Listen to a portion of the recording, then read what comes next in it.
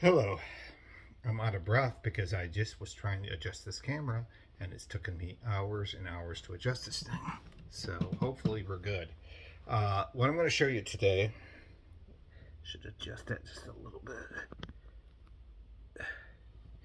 What I'm going to show you a little bit today is, everything I'm going to show you today, I should say, is pickups from the Lakeland Record Show. Lakeland, Florida had a record show at the Rec Room, which is like a bar, and pretty good showing. There's a lot of people there, lots of records. Probably not lots of records, but pretty good showing there. Not a lot of vendors, probably maybe 10, 12 vendors, not a ton of vendors. A lot of high end vinyl. So my brother bought a lot of vinyl for me. Otherwise, I would not be showing you as much. So let's just get into it. The first handful, I'm going to show these by the vendors I picked them up from. So the first handful here, uh,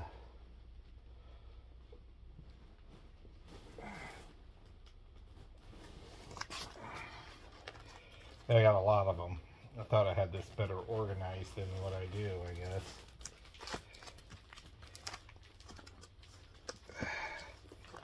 Yeah, the first handful I got here were records I picked up from a vendor. I just started talking with him, and it just shows that good manners and just being polite with people and being jovial with them and stuff goes a long way. And I talked to this guy, and I just saw some stuff there. I liked his vibe, and I decided to buy some stuff from the guy just based on that.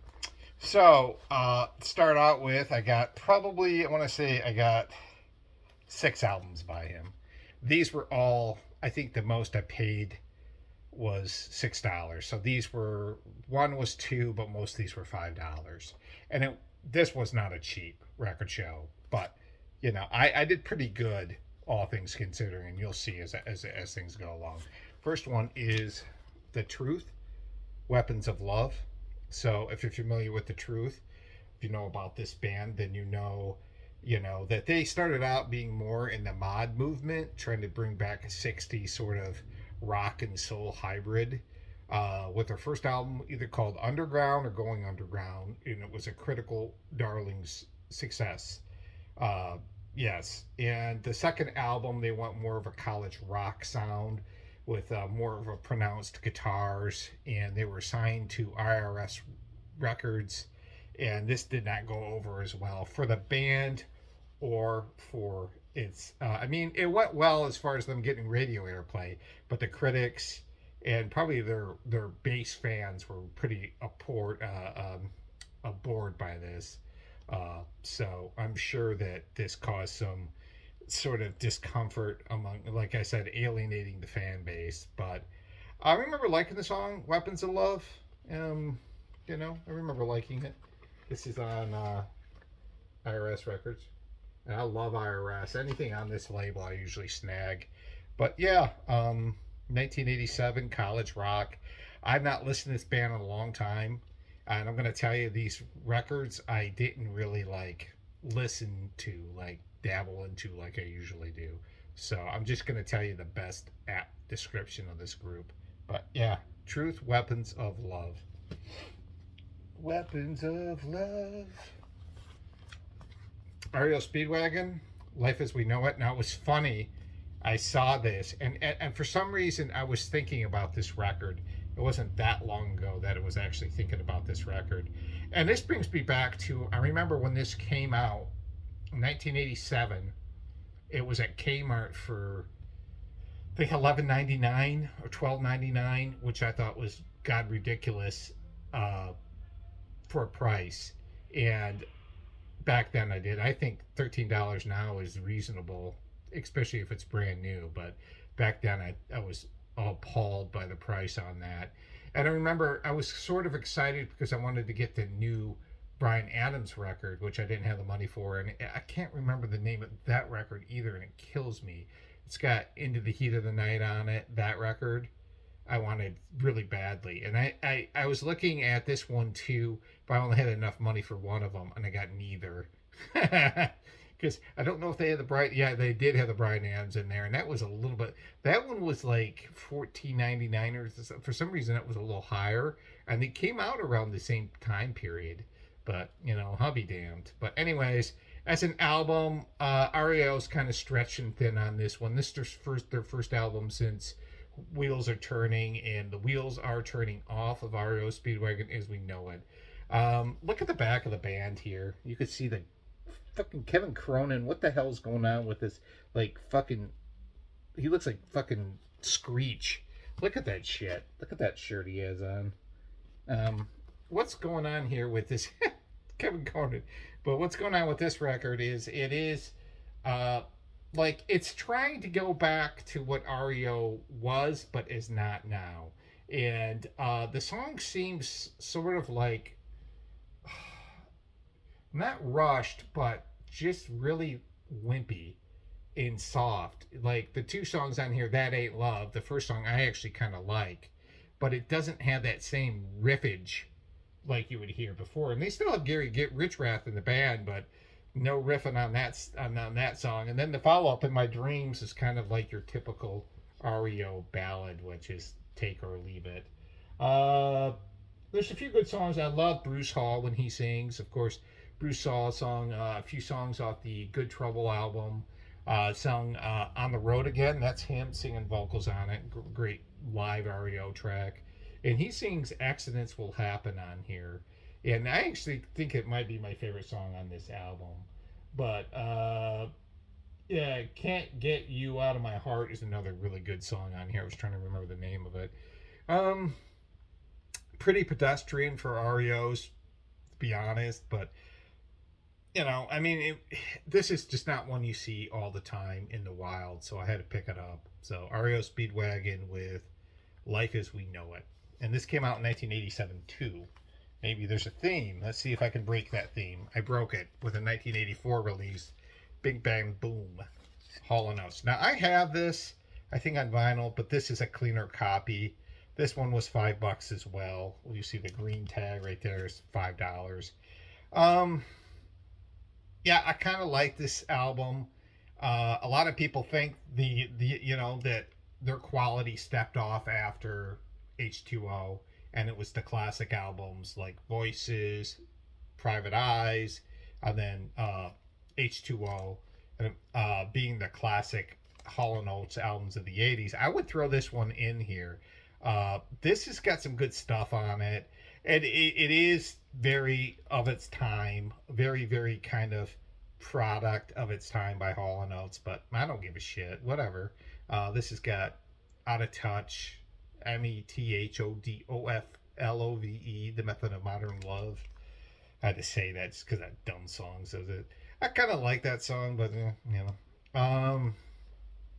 let's see. Some Things Are Better Left Unsaid. Gorgeous ballad by him on this, and Possession Obsession are the 4 tracks on here.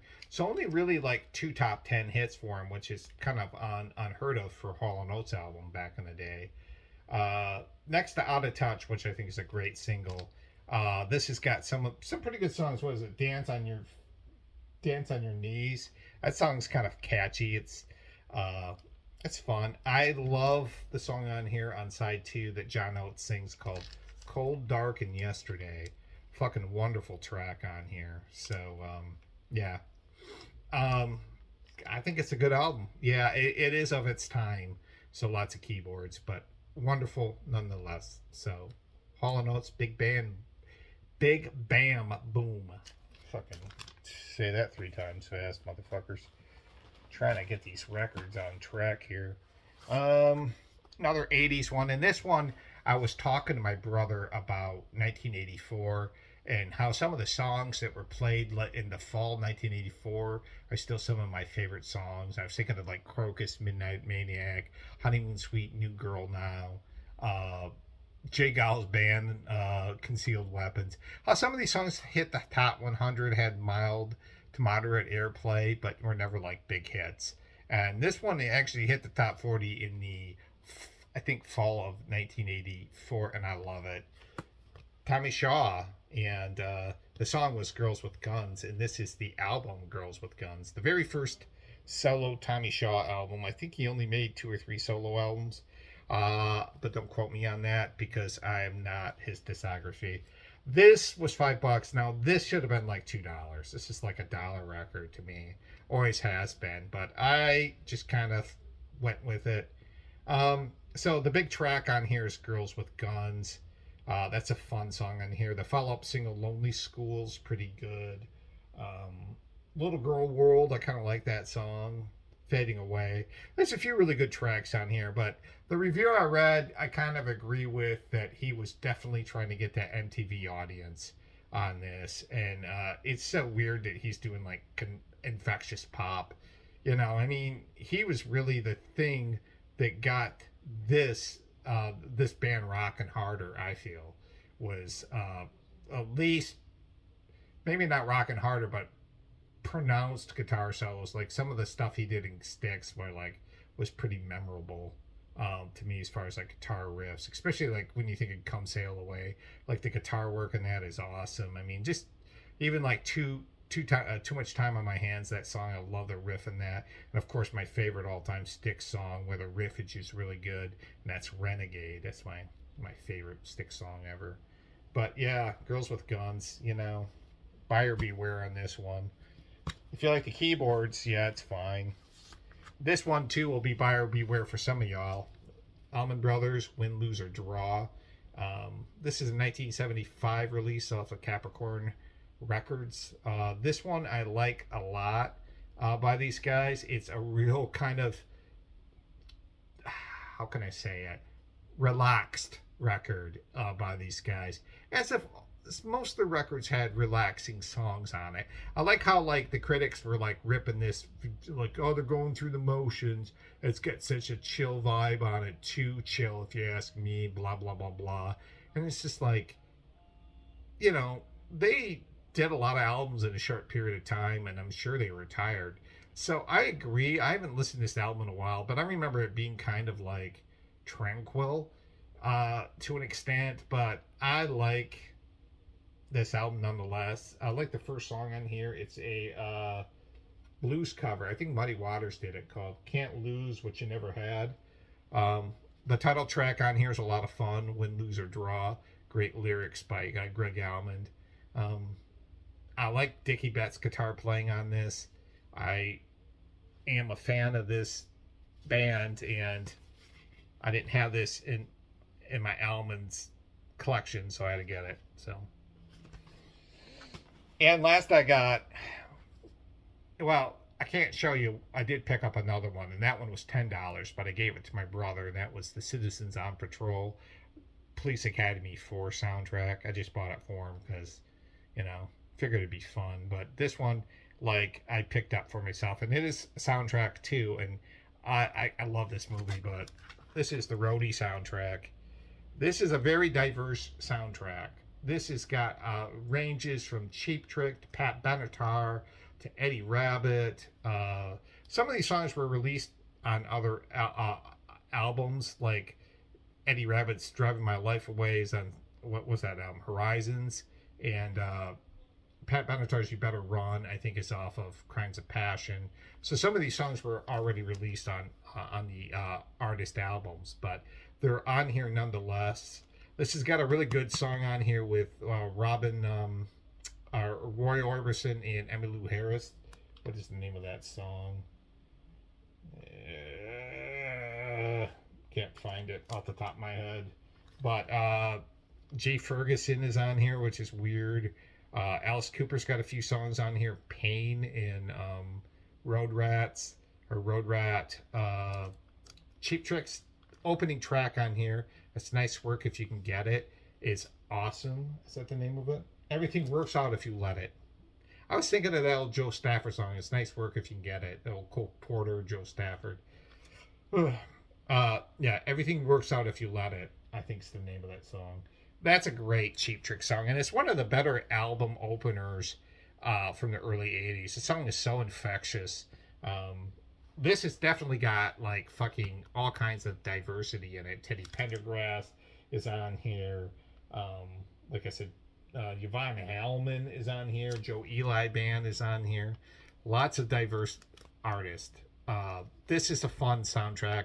I remember, I think I had this on cassette at one point, and to get it for $6, I was tickled pink to get it. Um, yeah, that's about all I have to say about it. It's awesome. So Roadie, come on now. Now the movie, I'll tell you real quick. The movie Roadie is really fucking great. It stars Meatloaf, and basically he kind of follows this girl. He's a roadie, and he kind of follows this girl through as she travels throughout the country, looking to try to actually meet Alice Cooper, and she goes to all his concerts and stuff like that. And he kind of tags along with her and kind of falls in love with her. And that movie shows that Meatloaf could act. He could act. So the next stack I'm going to show you, these were all records my brother picked up for me, and that was really nice of him. I didn't thank him like I should have, but these were all from the same vendor, and it was the owner of Microgroove Records, and yeah, I really, really fucking dig that store. So I couldn't believe, and most of these, I mean, all these except for the last record are all in the metal hard rock, and they're a good price. So I'm gonna just show you what I picked up. I don't know how many I got, 10 or 12 here, but the first one is a just one of, I think, 3 or 4 albums. I bought 4 albums I got by this band, UFO. This is 1985 release, Misdemeanor. At this point, Pete Way had left the band. I believe he's gone. I think he is.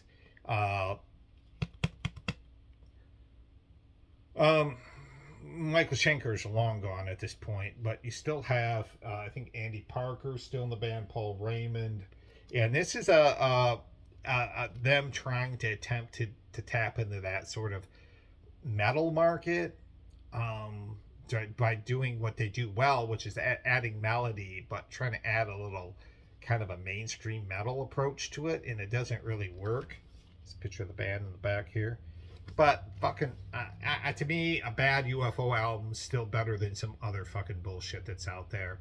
So yeah, not their best album, but it was $4. I wasn't gonna say no to it. So yes, Misdemeanor UFO. And this one was, I think, came previous. Nope, this was 2 albums previous to Misdemeanor. And the album before Making Contact, which I want to get. And it is Mechanics by UFO. So UFO really going for this sort of AOR kind of, it's like a hybrid of like sort of 80s hard rock and some melodic hard rock, and definitely sounding its time period. This is a fucking really good album. Songs on here like The Rider, Cherry, what else is on here? Let It Rain is a great song on here. This album is really pronounced in its melodicism, more so than I could think of any other fucking album by UFO. I just love the melodies on this album, and I also like the fact they incorporate these slick keyboards, which shouldn't really make this album really good, but it's so memorable anyways for me. I love this album. Mechanics, UFO, 1982 this came out. I gotta keep moving, guys, I do. UFO, Force It. Now, for a lot of critics, this one was $5. For a lot of critics, this is maybe their best album, or one of their best albums after Strangers in the Night. And who am I going to argue with that? This album just rips. It's great 70s hard rock. They never really went too far away. I mean, Misdemeanor is really more kind of metal pop, but they really kind of stayed ground in what they did real well. This has definitely got the melody. It's got a little bit of a boogie to it. Just great songs. Let It Roll, Shoot Shoot, Mother Mary, which is an absolute UFO classic. Too Much of Nothing's another good song on here. Good stuff. This is definitely like a fucking fan favorite by UFO. I love UFO. So I mean, they were at one point, like in the 80s, a band I didn't know anything about, and in the 90s they came to me, and I fell in love with them. So love the band. All right, we got to get through. We got a lot to get through. In the last of the UFOs, Possession, 1978. So one album later comes Strangers in the Night, where it's all on board. But what they do on this album is they just amp up the fucking guitars. Schenker is just cranking out riff after riff, and this is just a really heavy hard rock album. I was listening to this in the car. I have this on CD, and I was like, God damn, man, the grooves in this are so deep and heavy and shit. And this has got Only You Can Rock Me, Pack It Up. I'm trying to think what else is on here.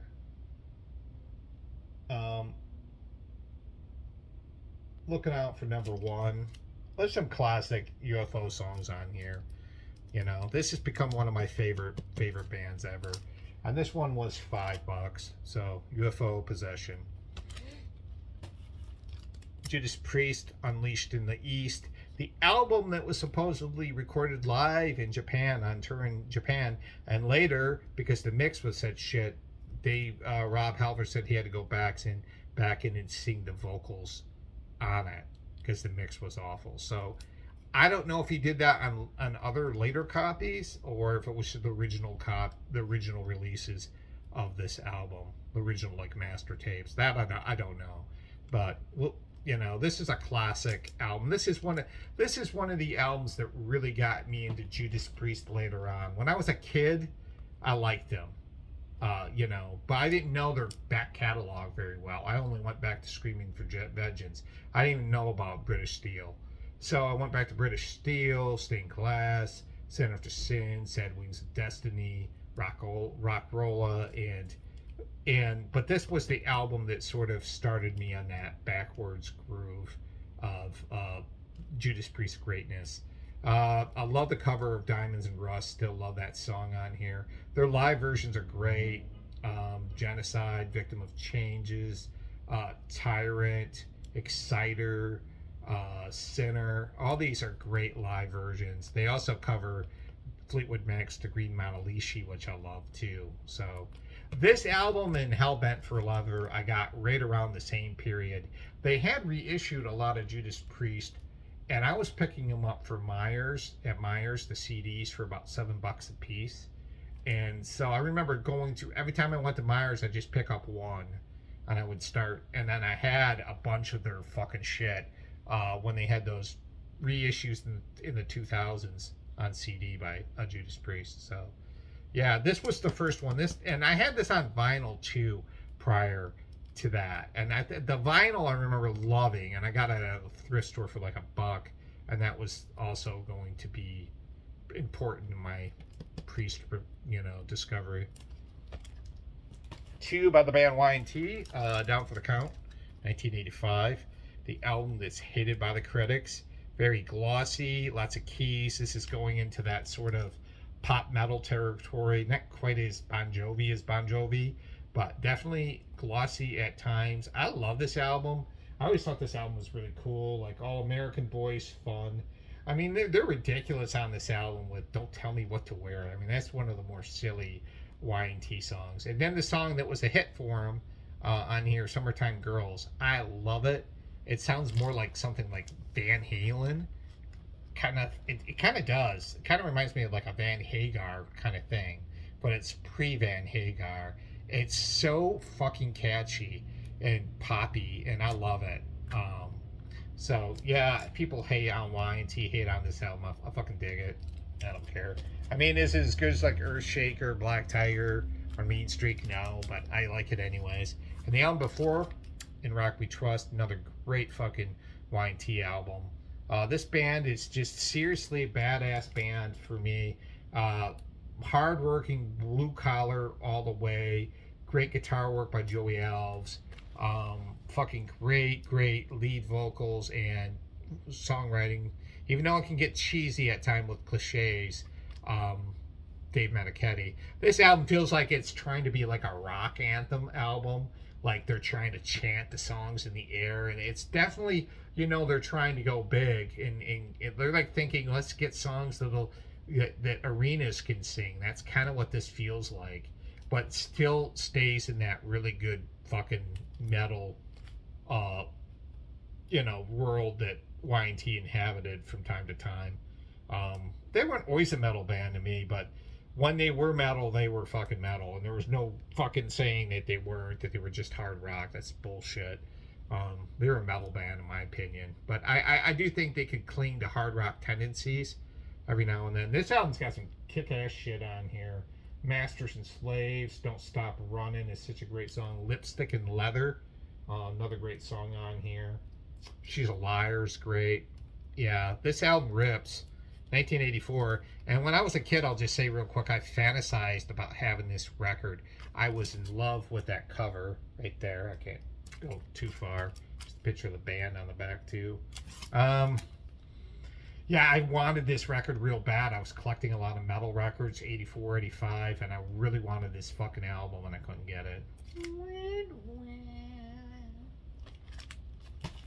A Few by the Scorpions, guys. Yes, A Few by the Scorps. This one was a good deal on it. I mean, there's a little, I think, no, there isn't. There's a little mark on the front, but fuck it. Scorpions with Savage Amusement. This is fucking awesome, man. 1988 release, of course. Scorpions, sort of going kind of Desmond Child pop metal-ish here. The songs are really radio friendly, and I shouldn't say Desmond Child. That's more like fucking Bon Jovi, and I shouldn't say that because that's not true. This is more like, it's radio friendly Scorpions. I like a lot of songs on here. Passion Rules the Game is great. I do like Rhythm of Love. I like Media Overkill on here, and then there's the cheesy ballad Believe in Love, which for me anyways, that's my opinion, but I love the Scorpions. I don't care. Savage Amusement, this one was $7, and this one was $6 by the Scorps. I was happy because I just picked up Love Drive from Microgroove probably within the last year, and then this one was sitting there too for $6. Animal Magnetism. It's got a little chew on the bottom, you could see it right there, but the album is in really good shape. I love their album covers. I mean, in this fucking pussy society today, this shit would not fucking, and I'm getting sick of people saying, well, it's not like it, you can't get away with that today. Yeah, you can't get away with that today because people are bending in some soft bullshit. I mean, give me a break. Like, this is just fucking rock and roll 101 to me. I love it, I mean, yeah, there's obviously some sexual stuff going on here, but I think it's all, like, a lot of this is just fantasy. And, of course, people would say, well, fantasy could lead to reality. I'm not going down that rabbit hole. This album's great. It's got the fucking zoo on it. Come on. Great song. Make It Real is another great song on here. What else is on here?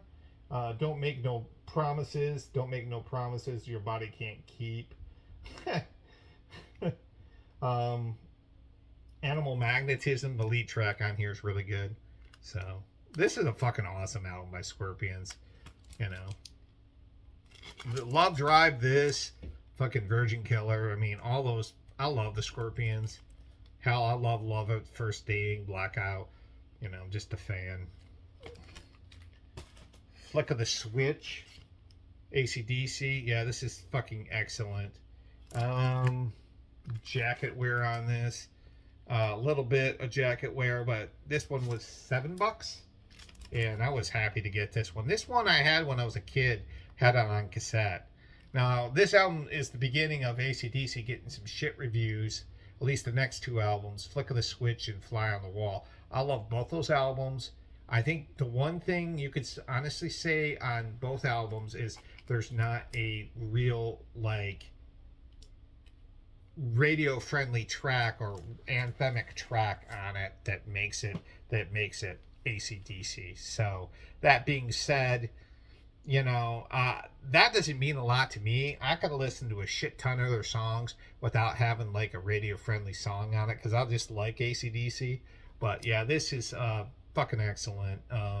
It's got Nervous Shakedown on here, Flick of the Switch, Guns for Hire. I was looking at the back because I was trying to remember the songs because I haven't listened to this in forever. What's that song? Bedlam in Belgium. Another great song by AC/DC. A great title. And last but not least, the last record I picked up from Micro Groove, and this one was 25. This is one of the more expensive records I picked up. But so happy to find this. Can't find this band's shit. Really, you can, but it's always going for $40 above. This one was 25, and it's an old pressing. Half Japanese. The band that would be king. So this is 1989, released off of Dutch East Indian Trading, which was a great label for indie, college rock, alternative rock shit back in the day. At this point, Half Japanese had been around for a long fucking time, and the documentary was named the band that would be king.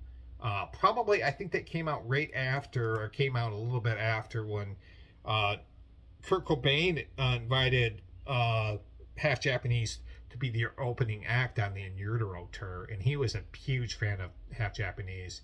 Band started out in Michigan. It's the two brothers, Chad and Jad Fair, and they, started out playing kind of demo quality music in their bedroom and garage, and it kind of morphed into this lo-fi noise rock. And they just got more and more interesting, I think, in a lot of ways as they went along. This album's got kind of like a garagey kind of feel to it, kind of bluesy, but still with the horns and all the crazy shit that doesn't belong in there. They'll throw it in there anyways.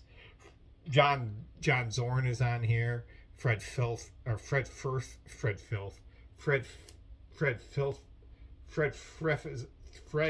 is on here. I can't even say his fucking name. Amongst other people. So yeah, classic Half Japanese. I've never thought I'd find one of their albums that would be somewhat reasonable to get on vinyl. And I love it. I love this band. They're awesome. I have one of their CDs. I think it's called Loud and Clear, which is an anthology. But that's actually a studio album by that band. So let's get into the next pickups. I'm going to go through these pretty quick. These are from Wax and Needle Records, which is a record store in Lakeland, Florida, which I might have to go to. And I'll take out the bag here and the 45s. This is pretty cool. Here is Wax and Needle Records. I like this. Their table, they had a lot of rarity, a lot of weird shit in there. And I was happy that they did have some of the stuff. I only got like 4 or 5 records. I think 5 records and a few 45s. First 45 I picked up was Danny's Prayer by Mary Wilson. This one was $2. Love this song. Scottish band from the 80s. Doing kind of like a sophisticated pop in the sort of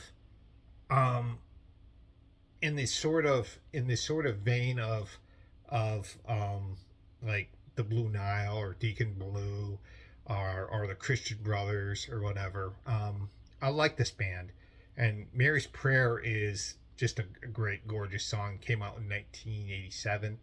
A lot of people will always compare this band or try to music reference this band to Steely Dan, but I think they're more kind of a sophisticated pop, and they got kind of an eloquence to them. Not that Steely Dan doesn't, but they do. But I mean, I don't know. I would say more like Deacon Blue and Blue Nile is more like, to me, would be a reference point. But the song Mary's Prayer is just a beautiful song. And this one I was just curious because I don't see his stuff on 45 very often. Even the hits I don't see very often. Rick Springfield, and this is Speak to the Sky. This was Rick's first top 40 hit going back to 1972. And I believe this was off the Beginnings album.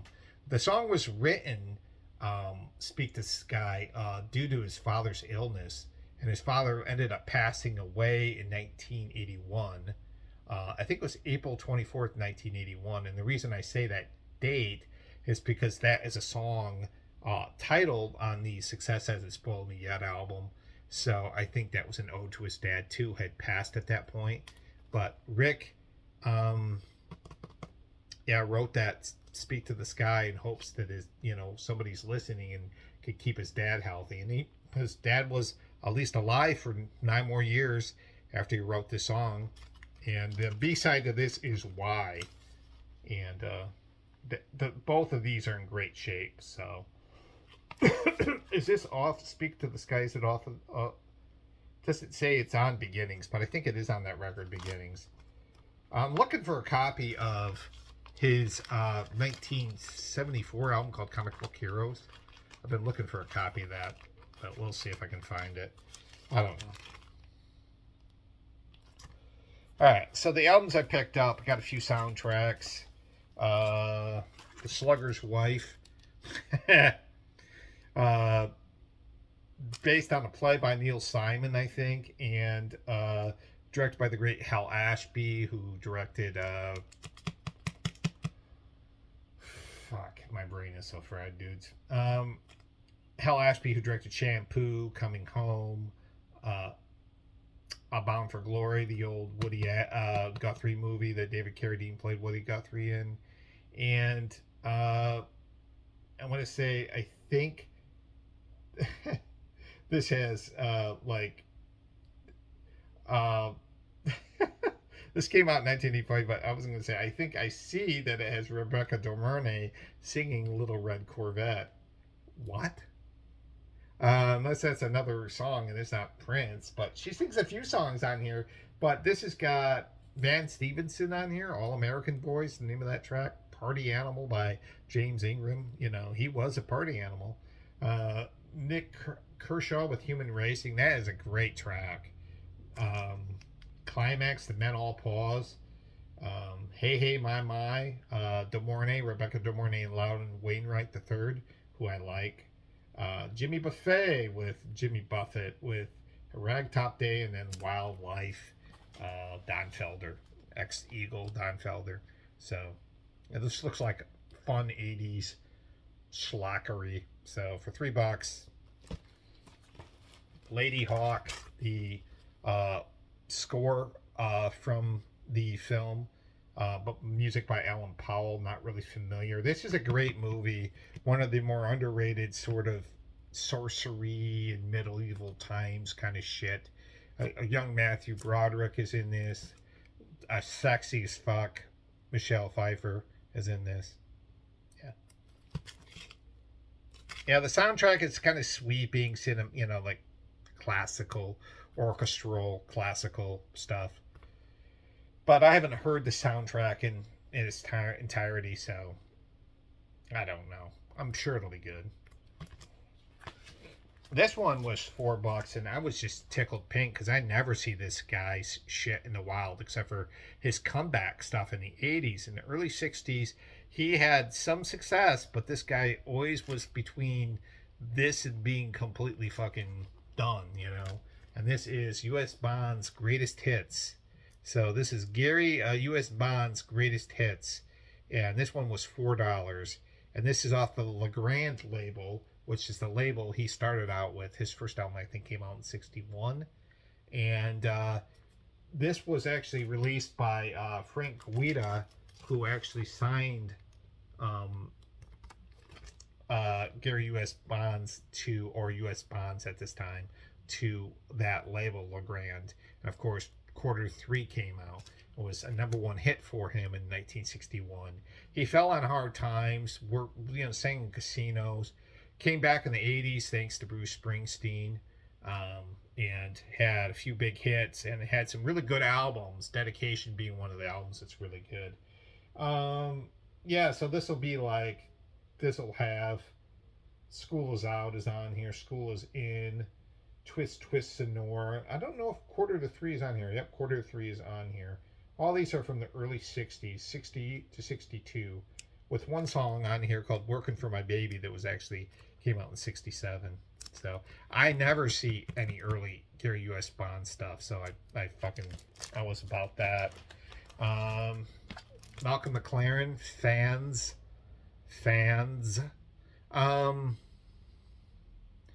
Kind of, the 12-inch single to Madam Butterfly is really probably better than buying the album, in my opinion. But what the fuck? I couldn't find the 12-inch. This is gorgeous, gorgeous music. I love it's like taking opera and adding... Here, I can't really show you the back. There's nudity. it's adding opera and hip hop and dance parts and mixing it in some sort of avant-garde sort of dance. I don't know. It's weird. Malcolm McLaren, and he was a weird dude, but yeah, the most of this are pieces from opera. I kind of like what Enigma was doing. Just what 5-6 years later was doing the same thing, except for he was mixing, sort of. It's not the same thing, I should say, but kind of similar, mixing like chants, that kind of music to a dance beat. He was using more like hip hop stuff and incorporating early hip hop into opera music, and it's pretty interesting. It's not going to be for everyone. This is not punk in any way. If you're thinking Sex Pistols, no, nothing like that. I like it, but it is what it is. So fans, 1980. What is this? 4 release by Malcolm McLaren. And last but not least, and this one I feel like I got gypped on, but fuck it, I have it. I might as well listen to it. John D. Loudermilk sings, what is it? Sings a bizarre collection of the most unusual songs. So this lady, anytime there's an album cover like this, and this lady's going, yeah, it's a little weird, I'm going to fucking buy it because I love weird music. This is not that weird. This came out in 1966. John D. Loudermilk was a sort of country folk, pop folk singer, and he was a songwriter, and he would write some novelty songs, but he also wrote some serious songs, and he went on to write Indian Reservation, the old Paul Revere and the Raiders song, or Paul Revere and Mark Lindsay, or whoever the fuck sung. I don't even remember who sang it. And he also, I thought, he sang something that Eddie Cochran got big, and I can't remember the name of that tune. And he also sung, and no, it wasn't Summertime Blues. And I also think he wrote part of Tobacco Road. I might be wrong about that, but as weird as I want this to be, I don't think it's as weird as it's going to be. And therefore, I feel gypped by the title. I was hoping this be some weird ass fucking pop country weirdness, like novelty. And maybe it will. I don't know. There's John D. Loudermilk. Never even heard of the guy till I picked this up. So, yep. All right, we're moving pretty good, guys. I'm almost done. This bag of records comes from probably the guy I made the biggest connection with. Sweetheart of a guy. He told me he moved from Baltimore to Florida, and he does a lot of Discogs, and he ran a record store in Baltimore, but he doesn't want to run one here. And he had the best shit there. Out of all the other vendors, he had the best stuff there, but his stuff was, it wasn't going to be cheap. A lot of ambient, techno, gothic music, industrial, new wave. Awesome shit there. No punk or metal, just in that vein. Dub, he had some dub there. Really, really good shit there. And I ended up picking up 2 records from him. And here's his sort of, I think this is the thing he sells on Discogs, Modern Music. But I tried looking it up and I couldn't find it. I don't know what these barcodes are for, because they're on the albums too, but whatever. Alright, so first one is, this one was $21. This was on sale. So both these out the door were $53, which was pretty reasonable. And this is a band, you'll never see their shit in a while. You guys are probably, some of you are going to be like, where the fuck did you find that? Because their shit's hard to find. It's England's own irreverent, legendary Pink Dots. Yes, legendary Pink Dots. Cannot find their shit. This is Stone Circles, an anthology released off of Play It Again Records, 1987. I'm not really familiar with their songs, so I don't know what their greatest hits would be.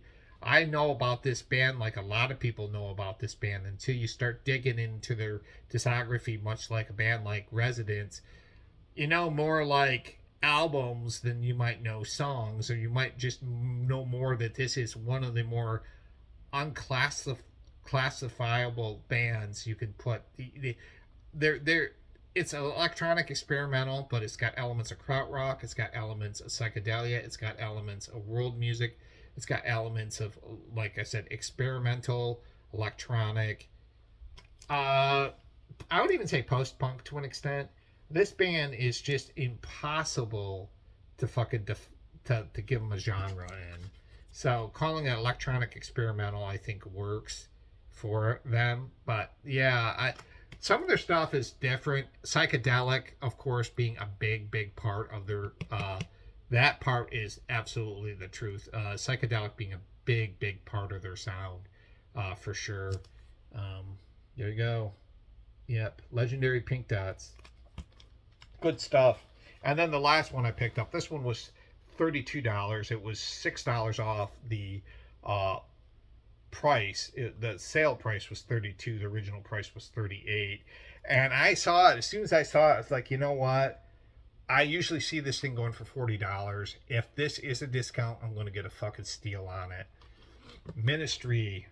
Yeah, that's right. Ministry with what is this called? 12-inch singles, 81 through 84. So everybody knows that Ministry had two halves to them. One was the kind of more electronic dance stuff that they were doing in the 80s. Some of it even going down the synth pop territory.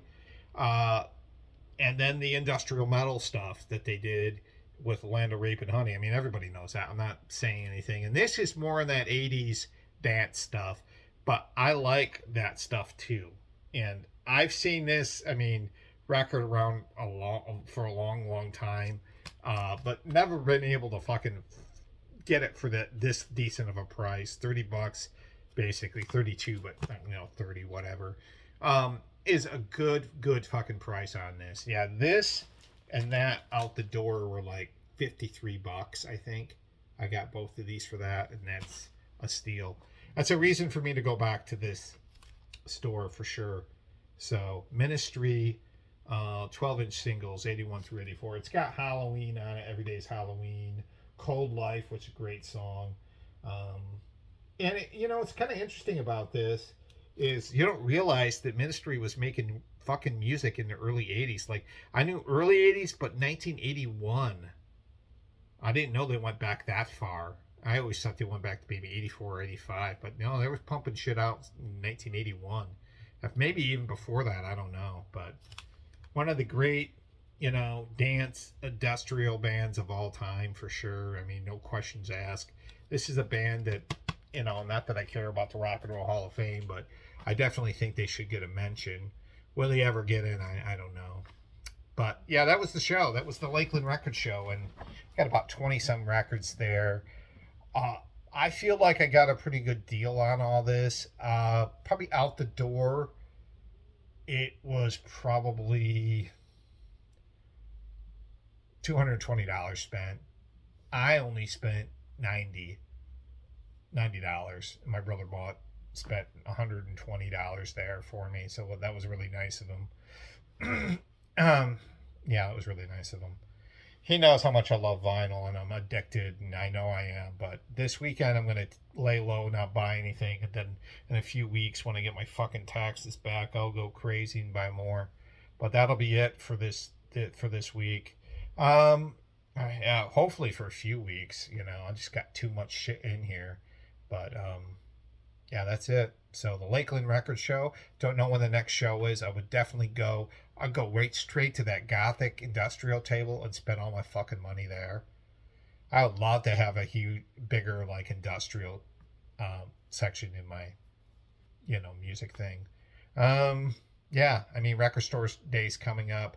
I definitely want to get the Witchfinder General album Death Penalty. I also would like to get that Replacements live one if that comes out. I don't know.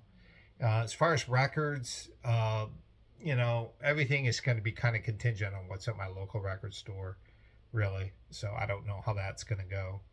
And, I was going to go back and just retract on what I said earlier about whatever the hell, what was I talking about earlier? The social justice stuff. I mean, I don't really care about that. I don't want to get flagged for that. I don't agree with it, but I'm not going to become a martyr for the rightist either. I mean, so that, just take it for what it is, just in the heat of the moment. I'm not the first or last to say some dumb shit. you know, when the price is on the line. But the truth is, and the honest truth is, I don't want to get flagged and taken off of YouTube because I like doing this. That's the honest truth. Because I'm not going to apologize for anything I ever say or believe in. Not to anyone. If people don't like it, then don't fucking like me. You know, what can I say? I don't. I'm too old to care about what people think about me at this point in my life, anyways. Like, I really don't care what a lot of people think about me. And somebody, when I did my first post, they were saying, like, you're brave. I wouldn't go on YouTube looking like you or something in that vein. I'm like, well, I don't give a shit what I look like. I'm not here to, like, impress anybody. You know, I mean, you know, it always comes down to people are either going to accept you or they're not going to accept you. That's what it comes down to. And I'm not going to do a lot to sway their opinion on it because I just don't give a fuck. Like me, don't like me, whatever. It doesn't mean really a lot to me, anyways. Alrighty. Well, I hope you guys at least like me enough to keep watching the channel because I will be back with more filthy shit soon. So rock on, rock hard, and fucking rock. I don't have like an ending, like a cool ending. See you guys later.